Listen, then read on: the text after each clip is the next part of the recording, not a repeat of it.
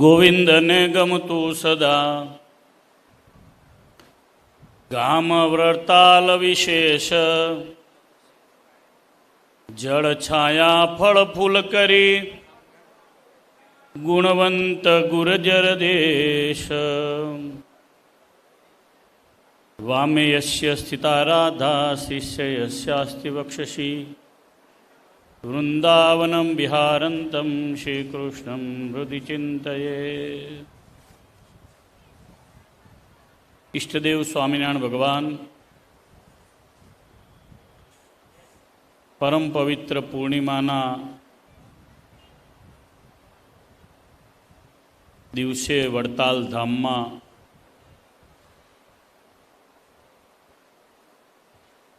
ચૈત્રી સમૈયાનો આ છેલ્લો દિવસ છે. શ્રી હરિસ્મૃતિની દિવ્ય કથા ચાલી રહી છે. ભગવાન સ્વામિનારાયણનું આ મુખ્ય ધામ વડતાલ, એમાં એમણે જ પોતે સમૈયાઓ બાંધ્યા છે, કાર્તકી અને ચૈત્રી સમૈયા. એના ભાગરૂપે આ સમૈયો ભરાયો છે. એની આ પવિત્ર સભા, એમાં પૂજ્ય વ્યાસ સ્વરૂપ વક્તા પ્રીડી સ્વામી, પૂજ્ય લાલજી મહારાજ, સૌરભ પ્રસાદજી મહારાજ, પૂજ્ય ચેરમેન શ્રી પૂજ્ય કોઠારી સ્વામી,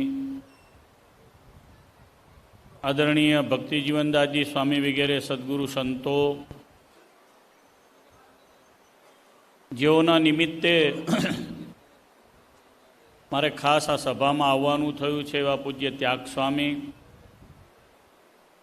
શ્રીજી મહારાજના લાડીલા સર્વે પૂનમ કરવા પધારેલા ભક્તો, સમૈયાનો લાભ લીધેલા પાટોત્સવ અને કથાના યજમાનશ્રીઓ, નવા અને જૂના ટેમ્પલ બોર્ડના સર્વે સભ્યો, સદવિદ્યા દ્વારા લાઈવ જોઈ રહેલા સ્વામિનારાયણ ભગવાનના આશ્રિત ભક્તો, સૌને મારા ભાવથી જય સ્વામિનારાયણ. પૂજ્ય ત્યાગ સ્વામી છેલ્લા 20 વર્ષથી વડતાલમાં રહી અને નામ ધર્માદાની ચિઠ્ઠી ફરે છે. આ પ્રથા સ્વામિનારાયણ ભગવાન અને સ્વામિનારાયણ ભગવાનના મોટા સંત ગુરુદેવ ગોપાળાનંદ સ્વામીએ વડતાલ ખાતે બાંધી છે. ઘણા વર્ષોથી ત્યાગ સ્વામીને હું જોઉં છું. પહેલાં પરવાળા હતા, પછી વડતાલ દેશના ગામડાઓમાં પણ રહ્યા અને વડતાલ આવીને રહ્યા.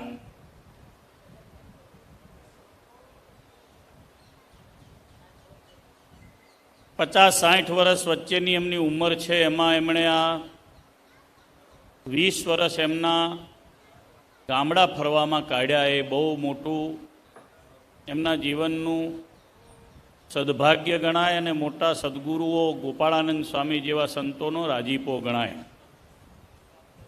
આજે એમણે જે વાઘા કરાવ્યા છે, એ વાઘા પોતાના હેતવાળા હરિભક્તોએ એમને જે નાની મોટી સેવાની રકમ આપી હોય એમાંથી અને હરિભક્તોને પ્રેરણા કરીને એમણે કરાવ્યા છે. આ બધા સંતો માટે સંપ્રદાયમાં જે ત્યાગી છે એના માટે ઉદાહરણ રૂપ આ આજનો પ્રોગ્રામ છે. કારણ કે બધા આવું કરાવી નથી શકતા હોતા. હું સંપ્રદાયમાં આવ્યો ત્યારે જાદવજી કરીને ભગત અહીંયા રહેતા હતા, અગતરાયના હતા. અને આ જે પ્રસાદીની પાઠ છે નાની, જેમાં મોટા સંતોએ કથા વાર્તા કરી છે, એના પર બેસીને જાદવજી ભગત કથા કરતા. હરિભગતોએ બધાએ ભેટ આપેલી. અત્યારે તો આપણા સંપ્રદાયમાં અને વડતાલમાં ડેમોક્રેસી છે, લોકશાહી છે. એકવાર નામ લખાઈ ગયું એ ત્યાગી અને એકવાર નામ લખાઈ ગયું એ ગ્રસ્ત, બધા રાજા. એટલે એને બધા અધિકાર મળે. જાદવજી ભગતને બધા અધિકાર મળતા હતા. હરિભક્તો પાટે બે એટલે પૂજા હારી કરતા હતા, ચાતુર્માસની કથાય ફર્સ્ટ ક્લાસ કરતા અને જોર જોરથી બોલતા. પછી ગરડા થયા એટલે ખબર નહીં, ભત્રીજાઓએ ને ઘરવાળાઓએ બધા ભેગા થઈને એને મમત્વ જગાડ્યું કે બાપા ઘેર આવો ને, બાપા ઘેર આવો ને, બાપા ઘેર આવો ને, એવી માળા ચાલુ થઈ.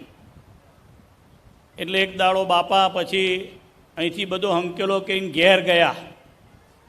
મેં ટેમ્પો જોયો, એમાં બધો ભરાયેલો સામાન જોયો, એમની ભેગી કરેલી રકમ મેં જોઈ ત્યારે મને અનહદ દુઃખ થયું કે જુઓ તો ખરા, માણસનો અંતકાળ આવ્યો, છેલ્લો શ્વાસ વડતાલમાં લેવાનો થયો ત્યારે માણસ અગતરાઈ ગયો. ત્યાગ સ્વામીને બહુ હૃદયથી ધન્યવાદ આપું છું કે તમને હરિભગતે આપેલી સેવાની રકમ તમે વડતાલ લક્ષ્મીનારાયણ દેવના દાગીના કરાવી દીધા. તમને ધન્યવાદ છે.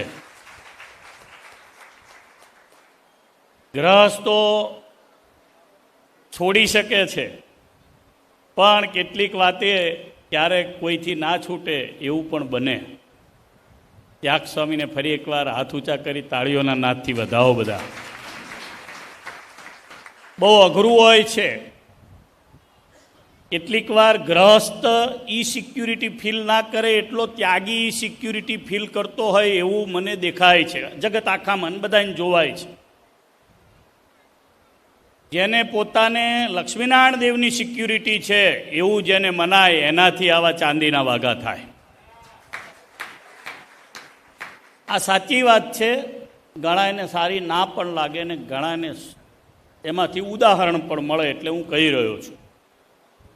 બહુ ઉત્તમ કામ કર્યું તમે પ્રેરણાઓ આપી. પૂજ્ય દેવ સ્વામી જેવા તમારા આગેવાન ચેરમેન છે, કોઠારી છે, ભાઈબંધ છે, એટલે એમને પણ બહુ રાજી થશે. બહુ રાજીપો વ્યક્ત કરું છું. આપણા બધાએ માટે આ ઉદાહરણનું કામ ત્યાગ સ્વામીએ કર્યું છે. જલગામમાં બુરાનપુરમાં પણ એમને બહુ સારી સેવા કરી છે એવું દેવ સ્વામી કહે છે. હા, મને વાત કરી. પીપી સ્વામીએ એમને આફ્રિકા મોકલ્યા, લંડન મોકલ્યા, એમના નાના સંતો સાથે 2 વખત બધે પ્રદેશમાં ગયા અને બહુ સારી લાખો રૂપિયાની લક્ષ્મીનારાયણ દેવના તાબાના મંદિરોની એમણે સેવા કરાવી. આ બધું સ્વામિનારાયણ ભગવાનનો પ્રતાપ છે. ત્યાગ સ્વામી એટલે આપણાથી થાય છે, નહીંતર ના થાય. ભજન પણ એમના પ્રતાપથી થાય છે અને આવી સેવા પણ સ્વામિનારાયણ ભગવાનના પ્રતાપથી થાય છે. બીજું વિશેષ, આજે નવું બોર્ડ એ બિનહરીફ થયું, એનો આપણે અહીંયા સત્કાર સમારંભ કર્યો. મારા જીવનમાં બીજું બોર્ડ બિનહરીફ હું જોઈ રહ્યો છું. પહેલાં પણ થયું છે, પહેલાં નહીં થયું એવું નથી. આ બીજી વખતનું બોર્ડ છે બિનહરીફ થયેલું. આમાં ઘણાએ તલવારો મ્યાન કરી હોય ત્યારે બિનહરીફ થાય. એ વખતે પણ ઘણાએ તલવારો મ્યાન કરી હતી ત્યારે બિનહરીફ થયું હતું. એટલે સ્વામિનારાયણ ભગવાનને પ્રાર્થના કરું, લક્ષ્મીનારાયણ દેવને પ્રાર્થના કરું કે 5 વર્ષ સુધી આ બધું વ્યવસ્થિત ચાલે. એના માટે આપણે બધાએ નાના મોટાએ બધાએ ભજન કરવું, થોડું બળ આપવું બધાને. કારણ કે બધાએ સમદ્રષ્ટિથી ચાલવું પડશે. સમદ્રષ્ટિ જ્યારે પતે ત્યારે વિષમ દ્રષ્ટિ થવાથી, વનવે થવાથી ચૂંટણી થતી હોય છે. અને બહુ મોટો આમાં લક્ષ્મીનારાયણ દેવની ગાદી ઉપર બિરાજમાન થયા રાકેશ પ્રસાદજી મહારાજ, એમના ઉપર શ્રીજી મહારાજની કૃપાનો આધાર છે. એટલે આ બિનહરીફ થયું છે. મેન કારણ ત્યાંથી શરૂ થાય છે. કારણ કે આ વખતે તો આપણે ફોર્મ હતા, ફોર્મ જૂનાવાળાએ કોઈ ભર્યા જ નહોતા. કારણ કે એમને તો રાકેશ પ્રસાદજી મહારાજ માન્ય નથી. અને એ જ પાછલા બાયણે અત્યારે આ જે જગત આખામાં સ્વામિનારાયણ ભગવાનને જે નાના મોટા ખોટા વાતો ચિતરી રહ્યા છે, એમાં એ ટોળકી પાછળથી કામ કરી રહી છે એવું દેખાય છે.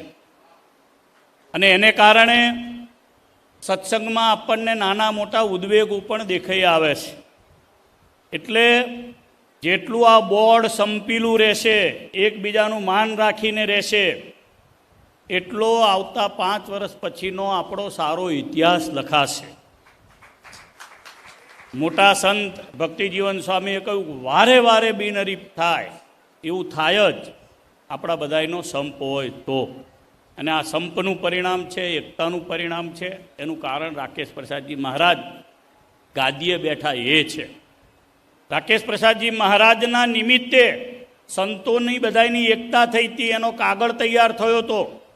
અને એ પૂજ્ય બાપુ સ્વામીને પંચના આગેવાનોએ બધાએ ભેગા થઈને પ્રમુખ બનાવ્યા હતા. અને સ્વામીના નેતૃત્વમાં આજનું આ બોર્ડ બિનહરીફ થયું છે. એટલે બાપુ સ્વામીને, પૂજ્ય સ્વામીને આપણે તાળીઓના નાદથી વધાવીએ. આ બે ચાર તાળી ના ચાલે, હાથ ઊંચા કરીને તાળી પાડો બધા.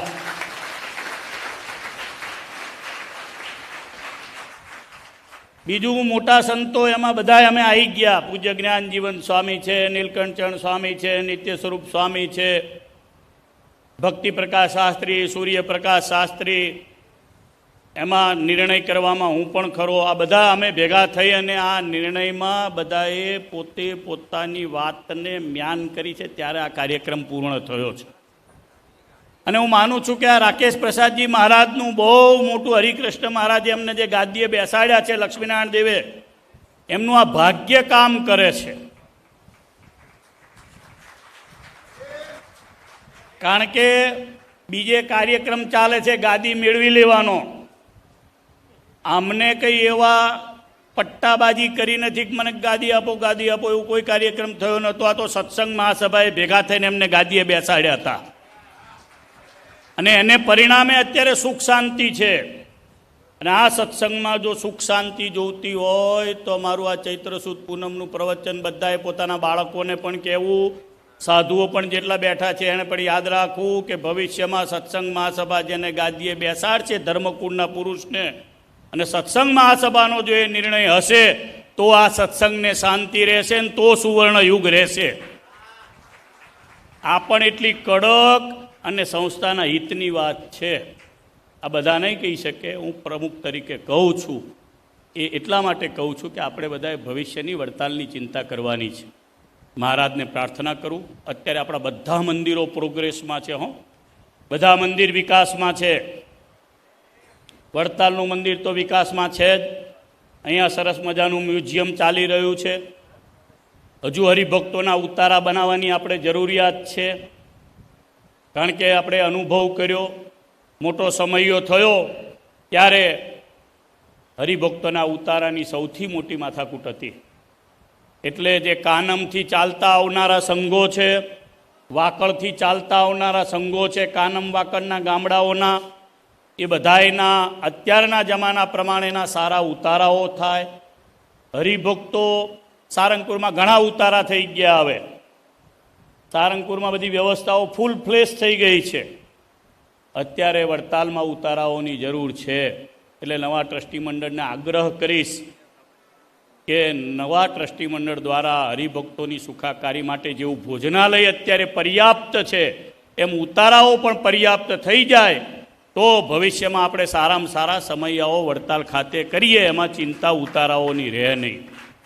બીજું, ડભાણમાં સારો વિકાસનું કામ બળદેવ સ્વામી કરી રહ્યા છે. બહુ સારું કામ ખંભાતમાં થઈ રહ્યું છે.